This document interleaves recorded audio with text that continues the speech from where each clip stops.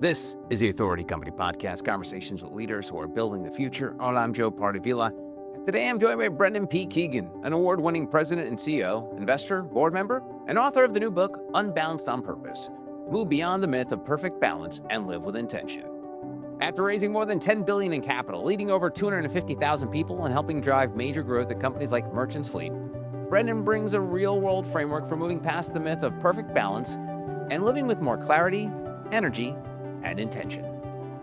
Brendan Keegan, welcome to the show. How are you, my friend? Good. Excited to be here with you today, Joe. It's been a long time. I've known you for years, Brendan, and you know what's funny? I've never seen you as the contrarian type. You've always had leadership roles. These days you're on a bunch of boards, but you've taken the contrarian side here, which kind of surprised me when I first saw, obviously the name of the book is Unbalanced on Purpose. And for years, as you know, especially since the pandemic, work-life balance or life-work balance, they always have the play on words. But you come out firing with Unbalanced on Purpose. When did you come to this realization that a little unbalance is okay? Well, here's how I look at it is your balance and my balance, they're different. They're different. Like nobody's balance is the same because your balance goes off of what your goals are. So if you have goals of, hey, I'm 25, I want to retire at 50, well, then you better be working some good hours. If your goal is, hey, I want to have great work-life balance. I want to have summers off. I want to travel. I want to get married, have kids, and, work doesn't mean as much to me, then you don't have to put those same hours in.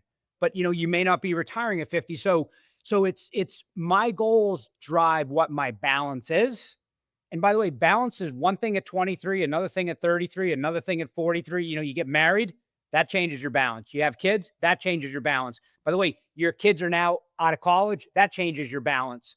So I kind of talk about, unbalanced on purpose. There's a lot of people who would say, oh, you are unbalanced, but for them, they're perfectly balanced based on their goals. Right. And so with your life, what does that look like? What does unconscious imbalance mean to you? Like the idea of just living in this unbalanced state without almost being intentional about it? Because I think, remember, Brendan, there was that whole thing about being intentional with your time, using it wisely. So tell me about this idea of unconscious imbalance. Yeah, so I'm just going to give you just a super straightforward example, myself. So if I roll the clock back, to I'm 25, I'm 26, just getting married. I remember actually working on Thanksgiving, and I remember just went in the morning, worked a little bit, came home, and I was with my fiance, and we were at the in-laws, and that was great. Fast forward to now with the family. Like I'm taking Wednesday off, Thursday off, Friday off, not working. So having a family, changed what my work hours are. And taking that a step further, I made a decision early in my kids' life, not when they were born. It probably took me to wise up till they were 4 or 5. About the time they really started having events, like school plays were the first events, school graduations, kindergarten. Then they started playing sports. I just made a decision. I'm not going to miss anything, period. So that changed how what hours I worked. Now I still worked a lot of hours, but for instance, when they were in high school, they had games every Wednesday afternoon, and everybody at my company knew, do not look for Brendan in the office Wednesday at 2. And by the way, he's probably not going to respond to you 2 to 6 on Wednesday, but he'll be back online at 7. That's just a choice. So, you can be unbalanced and then that change. And again, I think what drives that change is what are your goals? So my goals at 25, the amount of time I was investing in family at 25 was very little. Family was a fiance, family were parents that, we didn't see each other every day. At 45, family was 2 young kids that I coached in sports, and I wanted to be around as much as possible. So just the amount of time I put into family at 25 versus 45, dramatically different. But that was me based on, I wanted to be around my kids. That's great. And it's a great example about the 2 to 6 thing, because one thing that you mentioned there, you said it really quickly, was you can't get him 2 to 6, but you know what? At 7, he'll send you a note. Where some people would be like, my work-life balance is 2 to 6. I'm taking off for this work for personal engagement. But then after that, it's after 6 o'clock, so I'm not gonna deal with work. So there is that idea of I mean, you used the perfect word of like unconscious imbalance because even though you've checked out for 4 hours, at 7 o'clock, your team and your employees, they're going to be getting an email from you if you sent them an email, which I think is incredibly important for people to bring out because Brennan, you and I have talked about this in the past, like the idea of like when people go on vacation and then they spend the first 2 days back going through emails. Like you and I can't relate to that. But the idea of like not even looking at your email, like, first of all, I respect people's ability to do that. I can't do that. But this idea of like imbalance, balance is like, okay, cool. During the day, I'm going to take time away from my family. But I guess at 7 o'clock, where most people will probably be winding down, I'm going to start up again. That's super important to point out. But what drove me logging back on at 7 was that I had a goal of being a CEO. So as the CEO, the decision I made to be CEO, I made the decision that at 7 I had to log back on. Now, if I had said, I don't want to be a CEO, I would like to remain an individual contributor, then I could have left the office at 2 and logged in the next morning at 8 a.m. Right. My goals said, if you want to be CEO, you can still do this for your kids. So that's great. But you then are going to work 7 to 11 at night. So you're going to take 4 hours out in the afternoon, but you're going to put 4 hours in at night. So my kids, it's so interesting now to hear them talk about that they didn't see the work behind the scenes that they see now. And I asked my daughter, what do you mean? She goes, I didn't know when we would go on vacation. I'm going to take your example, that you were up at 4, you did your workout, and then you worked in, 3 hours before we got up. And then when we went to bed at 9 o'clock when they were little, then I worked till, 11 or 11:30. She said, we just saw that you were at the amusement park with us. We saw that you were on the beach with us. You saw that you were on tour with us. And I said, right, but that's because I wanted to be present for you, but I still had at that point a CEO role that demanded certain hours. But I also would tell people when I would go on vacation, and this is really important, guys, here's when you will hear from me. Eastern Standard Time, you will hear from 4 to 7, 4 to 8 in the morning, and you will hear from 8 to midnight. But from, 6 in the morning till whatever, 6, 7, 8 at night, I'm generally going to be offline. And, I'd say, hey, if something's an emergency, text me 911. If it's almost an emergency, 811. And by the way, if you're just trying to get me information, it's 411. And that was our code. And I can tell you a funny story. We were on our way to go diving with or snorkeling with whale sharks. And we're in a van. There's 12 of us in the van. We're in Mexico, and I got a 911. And the entire van found the call absolutely fascinating. And I will tell you, because it was a 911, I dropped a few inappropriate F-bombs with kids in the van. But my point was 911, that meant doesn't matter. Now we were in the van. It's like, you're calling me back right away. Wow, that's good stuff. And I wonder, because I know a lot of the content in your books are geared towards leaders, but how about this idea of leading by example? Like they see the big boss with the hot sauce working like this. Did you expect or hope that this sort of commitment would rub off on your people? Or is it one of those things where you were like, hey, I'm Brendan Keegan. I'm cut from a different cloth. I'm not going to expect that. How did you handle it? Because I think some leaders do that where it's lead by example, but you better follow what I'm leading with. No, see, like my expectations are in line with what role you've chosen in the company. So if you're my CFO, then my expectations are very similar to myself because you have taken the CFO role. If you are an office clerk, an office administrator, if you're a receptionist, I have no expectations that you're going to do any work before 8:30 or 9. And I have zero expectations that you're going to do anything after 5. None. Matter of fact, I would find it odd if a receptionist was working at 7 at night. I'd be like, what are you doing? So Something illegal's happening in the office there, yeah, Brendan. like, you stealing Post-its? So I look at it as the role defines the level of work you need to put in. Now in the book, I actually used this example of these two twins. One has chosen to go into investment banking, and at 23 years old is getting to the office at 8 and getting home at midnight. And one has chosen to be a school teacher, getting to work at 8, leaving at 3, having weekends off, teachers' days off, having the summers off. And both of them are balanced based on their goals. And I use them throughout all 9 chapters to explain that based on the season of their life, like the 23-year-old that's in investment banking is like, hey, right now I'm putting a tremendous amount of time to building my career foundation, and I'm going to push off marriage. I'm going to push off kids. So a little bit later, the school teacher's like, hey, I actually have a boyfriend and I'd like to get married sooner rather than later. I'd like to have kids. I'd like to settle down.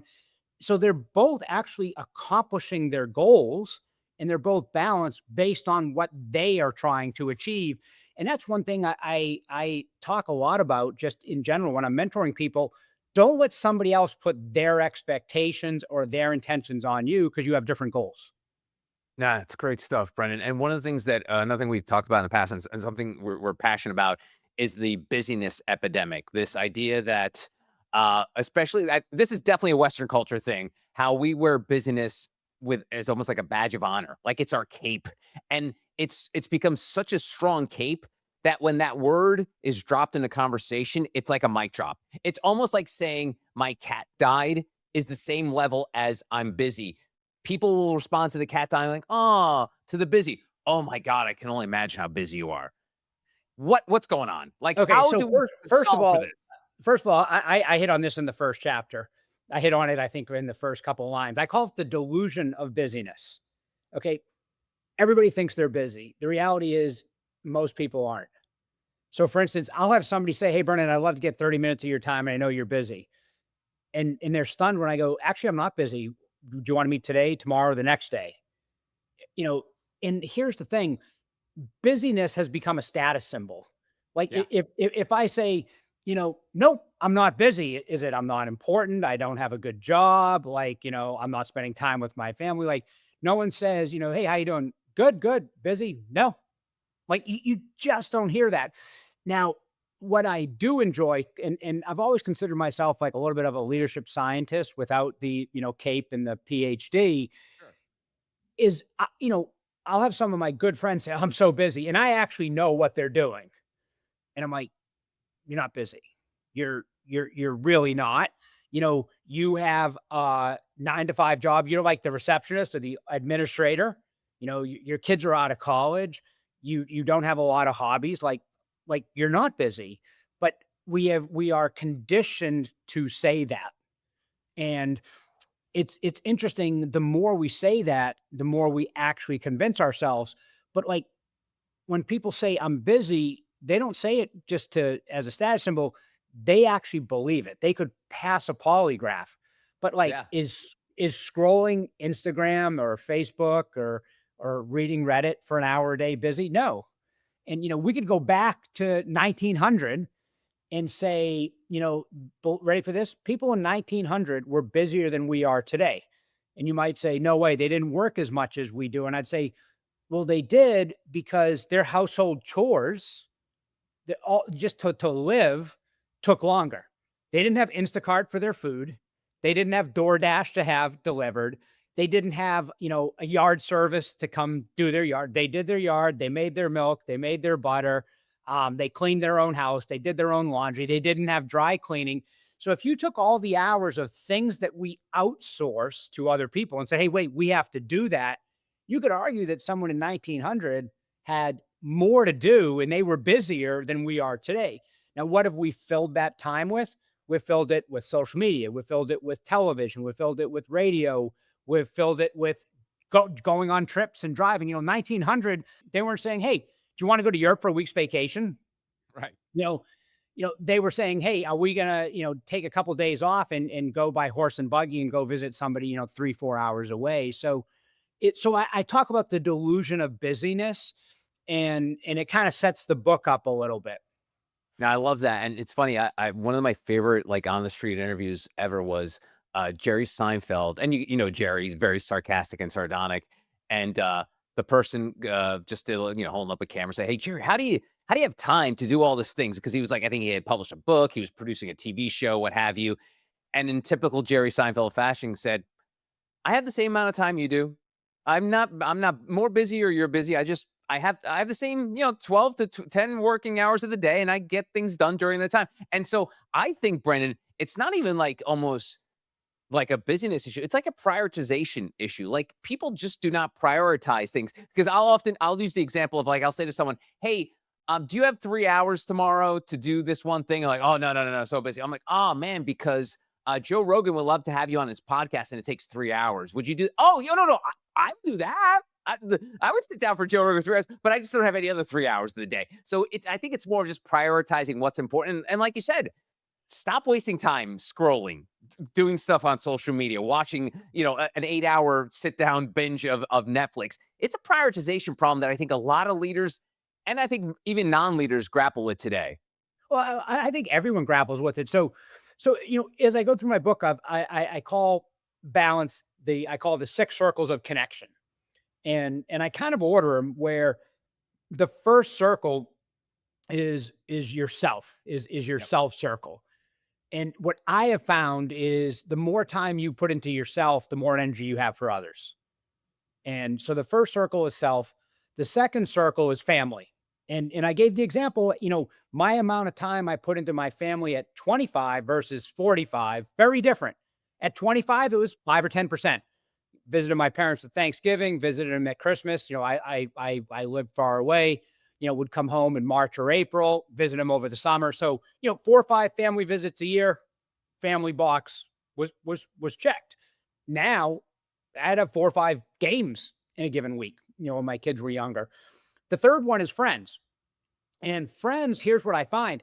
I find when you're 25, you put 10, 15, 20% of time into friends. That's who you go out with on Friday night. That's who you go out with on Saturday night. Okay, all of a sudden when you're married and you have kids and they're in high school, at least for me, I abandoned a lot of my friends, not Sure. intentionally, but it was like I put time into work and then boom, family took up 25, 30% of my time. And so if somebody said, "Hey, Brennan, when do you want to get together in golf?" And I'd be like, "How's September look?" And they're like, "Well, that's 3 months away." I'm like, "I'm sorry, I got travel across all June, July, and August, man. I'm tapped out." So that's what I call the third circle. The fourth circle is faith. Putting time into your faith so you remain balanced. And again, that takes different times throughout your life. Number 5 and 6 is community. Like volunteering, being a member of your community. For me, I put a lot of hours into coaching. I viewed that's how I could give back. And then the sixth is professional. Now someone might say, "Well, geez, why is it professional sixth? Why isn't it first?" Well, if we put it first, we would just fill that up. It's almost like a default for a lot of people. Sure. And so I kind of go through those and say, you go through seasons where, professional at one point, that 23-year-old investment banker, professional is 80, 90%. And then, but all of a sudden that investment banker, when they're 43, 45, their professional might be 30, 40% in because they've pulled it back. So when you look at those, but here's the thing I talk about, be conscious about it. I'll give a good example and I'll give a bad example. A good example is, a number of years ago, actually 4 years ago, I was going through a sale process, selling the company. And I remember sitting my family down and saying, "Okay, guys, not going to have you sign NDAs, but very confidential. We're going to be selling the company." "Well, Dad, that's great. Why are you telling us?" "Well, for the next 6 months, I'm not going to have as much time as I normally have for stuff. And there's going to be times where I'm going to be a jerk and maybe a little impatient just because there's a little bit more pressure on me at work." So for 6 months, they would kind of be like, they would give me a little bit more rope. I would hopefully, I still made their events, but it might be, not as optimal. But here's the deal. Soon as we sold and the deal was over, I recognized that I sacrificed friend time and family time. And then as soon as we sold, I was reinvesting into those circles. And I remember I took 12 of my friends on the New England Patriots jet out to a game against the Raiders. And I remember saying when we got there, I said, "Hey guys, this is a gift from me. I'm sorry for being a really crappy friend the last year. I just haven't had time for any of you." Now I did get a kick out of them. One of them said, "Hey, if this is the reward, be a crappy friend to us next year too." But that was me consciously saying my answer was no to my friends for a year. But I didn't want that to become who I was. I just wanted to check back in. So that's a good example. I'm going to give you a bad example. Early in my career, we were doing a startup. I was out in Silicon Valley. I was working 18 hours a day. And, I'd always worked out every day like this morning, I worked out. It's been important. But my self circle suffered and I stopped working out. And in like 6 months, I put on like 20 pounds because I was working, I was eating like crap. They were having dinner brought in every night. It was a race. The internet boom was taking off. So it was just a race. And I remember an employee saying to me, his name was Dan, saying, "Hey, Brendan, when you got here, you used to work out all the time. You were in great shape. And now look at you." I go, "Yeah, I just don't have time." He goes, "Hey, Larry Ellison's running Oracle and he has time. You have time. You just aren't making it a priority." Mm. And, I thank Dan for saying that. One, for having the guts to come up to your boss and say, "You're looking a little fat there, buddy." But then when I sat there and said, "Wait, here's a CEO of one of the world's biggest companies and he's got time. How do I not have time?" And what I did realize by putting more time into my self circle and my physical fitness and then mental fitness, it actually made my work more productive. That's great. And it's great to hear that you did not have your family sign an NDA. That would have been really weird, Brendan. So good on you. Good job there. Let's talk about this because everything we've talked about, right? You're pointing folks in the right direction from the lessons that you've learned about, your time and space, whether you're 25 or 45. We talked about this busyness epidemic. We talked about, being able to manage your time with your family and friends. If an author reads this, Brendan, because the one thing about entrepreneurs and leaders, it's like that survival mechanism. They're like, hey, if I do all this that Brendan says, I got all my circles, I start doing all this, and I start to pull back from my professional circle one, does that make me softer? Am I going to lose my edge? Am I going to lose everything? What do you say to someone who's afraid of taking these steps? And not that you expect people to do this overnight, flipping in almost like a regarding Henry thing with a new person the next day. But there is some trepidation for people to be like, man, the idea of pulling back from work seems very dangerous to me. Yeah, well, here's what I'll tell you. If I mentor a number of people, and I'm mentoring some of the next generation now that happen to be in finance. And I'll tell them, set a goal that you're going to leave the office at 8, and then you're going to go home and do the extra hours. And here's what you'll do: if you say you're going to leave at 8, then when the day starts winding down at 5, and you go, "I've got 3 more hours," you'll crank 3 hours of work. If you say, "I don't know when I'm going to leave, probably 10 or 11," that 3 hours of work can easily bleed into 4 hours, can bleed into 4.5 hours.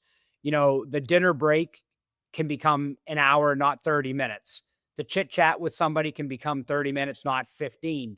So what I find is that when you become more disciplined with your time, you actually become extremely efficient at using that time. So if you say, "That's it, I want to work on my fitness, but I'm tired at the end of the day. I can't do it during the day. I'm going to get up 30 minutes earlier." Then if you do that, then you're manufacturing 30 more minutes. The other thing is, over time, you will start to build systems. Systems being, this is my morning routine, and my morning routine is going to set my day up. For instance, this is a really simple one that I teach a lot of young leaders. Really do a good job on your action list for the day. Don't list 30 things and get 5 done, but be really diligent about that. So all of a sudden, a meeting gets out 15 minutes early, and you go, "Oh, I got 15 minutes." You look at your action list, and it already tells you this is what you should do. I know a lot of young people, for that matter, middle of their career people, have 15 minutes, and they almost spend 15 minutes on, "Well, what should I do?" As opposed to, "Oh, I'm supposed to review the press release. Okay, let me just go do that. Let me get that done right now." And so if you really prioritize, you will become more disciplined. If you become more disciplined, you'll become more efficient. And in essence, you will have more time, going back to Jerry Seinfeld, you will have more time than the next person. And I'm very confident that if you could dissect Jerry's day, he had the same time as whoever asked him that question. But I'd be willing to bet he was much more disciplined in how he used his days, how he used the minutes and the hours in the day. Absolutely, no question. And it's so funny you talk about the word discipline because I think if a say an underling or an employee went to a boss, they would say, the idiom, work smarter, not harder. But what I find funny is, and you being a big sports fan, this when it comes to the top, it never seems like they're working smarter. They're just working harder. Like, you're in New England there. I know, big fan of the Patriots. Bill Belichick was known to be at the facility at like 5 o'clock in the morning, and he would be there till like 1 a.m. the next day. And it's like, there's got to be a better way. I'm a Jets fan, as you know, Brendan, and famously, one of my coaches, Adam Gase, left his wife while she was giving birth to a child, so he could do the game plan for like the next game against the Bengals, and they ended up getting blown out. So this idea of bosses telling their employees work smarter, not harder, but they don't always sort of prescribe to that. What do you say to folks? Because you mentioned like the idea of like when you said, oh, an investment banker's going to be in the office from 8 a.m. to 8 p.m. What the hell are they doing, Brendan? Like, why does it take 12 hours to accomplish what most people are accomplishing in less time than that? So tell me about this idea of leaders working smarter, not harder. Well, and I am a Patriots fan, and I'm, probably top 10 in the Bill Belichick fan club. But what I would tell you is that cost him his marriage, those hours. Somebody that doesn't ever strike that balance, it's a real like red warning sign that, hey, your partner might not, be signed up for that for the long term. I would also be interested in looking and dissecting, their friend circle and their family circle outside of, like their friends and the coaches. Now, one trick Belichick had is he hired his sons as coaches, so he got to Right. spend lots of time with them. But He had to wait till they were like 20 years old, but yeah. sure, he missed out But on the first 2 decades of their life. how many of their football games was he going to? And Right. I think that's a fair question. So, there are some people that they feel to get to the top, they can't be balanced. But I'd also say that person probably has an extreme goal. They want to be the winningest football coach in NFL history. I'm sure there are coaches that, are happily married and see their kids more, and then just have better balance. And then there's certain professions where when you're in that profession, you're signing up to certain things. Like if you're an accountant, your kid's asking, "Hey, can we go on spring break in March or April?" It's probably a no, Right. right? With tax being due April 15th.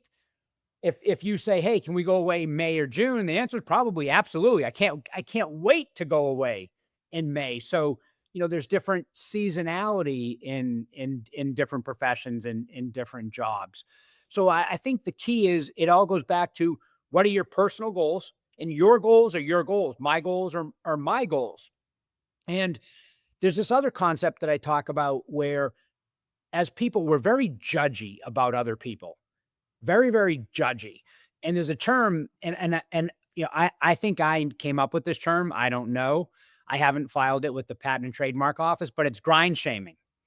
And I've seen it. It's like I've got a friend who was a very successful college lacrosse player, professional lacrosse player, and in high school, people would say, "Bro, why are you working so hard?" And it'd be like, "Well, my goal is to be like a great college lacrosse player, not a good college lacrosse player, a great college." But people made him feel bad because he would get up before school and shoot. And I call that grind shaming. And somebody's like, my daughter, by the way, happens to be in investment banking. And I see some of her friends, man, I don't get it. Why do you work so many hours? And they almost make her feel guilty for it. And I call that grind shaming. And it's just an example of grind shaming. Or somebody says to the teacher, "Oh, it must be nice having the whole summer off and being able to go to the beach." Well, you're kind of showing a little bit of disrespect to that person. Again, you choose different professions, you choose different things. Take COVID. COVID created a whole new hybrid slash remote workforce. And I think COVID kind of turned up the, what is work life balance. And, some people redefined how they look at it. I would say don't redefine it because you want to work remote. Redefine it if your goals allow you to work remote. And so again, to me, it's just as simple as what are your goals? If those are your goals and you really want to hit those goals, now go look at the six circles of connection, look at the season of life that you're in, and make decisions. So if you said, I want to retire at 55 and you're now 45 and you got four kids and you say, that's it, I got to put 90% of my time into professional to retire. I'd say, okay, are you willing to do that? And not so your kids take off for their prom, not Hmm. do the driving hours with your kids, not see their high school football or basketball or softball game. No, I want to go to all that. Then I'd be like, hey, you're lying to yourself. You can't put 90% into professional. So retiring early, you probably isn't going to happen. You're going to probably work, normal into your early 60s, but put more time into your family. Another person might say, I'm family's not important to me. I'm going to put 90%. And I'd say, you know what? Those aren't my goals. Those are your goals. But if you acknowledge that's not important, that's perfectly fine. Then that works for you. Awesome. And what works for you now, Brendan, is I know you've been through a very long, successful career of starting businesses, running businesses. Now you are not running a business. Yeah. What is Brendan Keegan's default setting now in this world? Because you talked about the way you used to run companies and you'd go on vacation, wake up in the middle of the night and do some work and all the work-life imbalance that you had. What's life now for Brendan Keegan that you're not running a company? Well, so my morning routine is the same. And so, I still get up every day at 4:30 and do my morning routine. Now, that's because I'm just conditioned to do that. But I'll also tell you, I have a 13 and 10-year-old dog. They're pugs, and they're conditioned to get up and be fed at 4:30 every morning. So if I decided tomorrow I'm sleeping until 6 because, hey, I'm retired and I can, my dogs would say, time out. We're hungry. It's 4:30. So, I still got my 4:30, 4:30 to 8 is pretty programmed. What I spend my time doing now is I do a lot more writing, I do a lot more speaking, and I do a lot more giving back to the community. Like for instance, as soon as we're done recording this podcast, I've got a 30-minute mentee meeting with a college student who I haven't met before. They reached out to me on LinkedIn and they're asking for some advice. Now, when early in my career, I volunteered many hours. As my career took off, my volunteering went down, but community was still important to me. And honestly, the dollars I gave went up. So my ability to impact the community when I was 22 was I'm going to volunteer a lot and I'm going to give very little. When I was 45, it was I'm going to volunteer less and I'm going to give more. And now I'm able to kind of do both. I'm able to give a lot more time. So I'm able to mentor a lot more people, be available for a lot more people, do a lot more speaking engagements, going out and talking on leadership and helping companies. I just did a keynote for a large multinational bank. And I said, hey, for my fee, here's what I'd like you to do. I'd like you to make a donation to our foundation, not, because that allows me to put more money into the community. So now what takes up my time is my purpose in life is building 1 million fearless leaders is what's every activity I can do to do that. So for instance, I try to do a podcast every month and I try to do that podcast on leadership every month so that people listen to it. And maybe every podcast impacts 1, 2, 3, 4 people and they hear something in that podcast that gives them fuel to hit their goals. So I'm just really focused at this point in my life at giving back to others, building 1 million fearless leaders, being a better friend, because that's one part of my life that I give myself a solid B- at, and continuing to be, a good family member. And you can read all about it in Unbalanced on Purpose, Move Beyond the Myth of Perfect Balance and Live with Intention. He is Brendan B. Keegan. Brendan, always great to see you. God bless and good luck. All right. Thanks, Joe. Thank you so much. And that's going to do it for this episode. If you want to find out more information about Brendan and our other amazing authors, go to theauthoritycompany.com.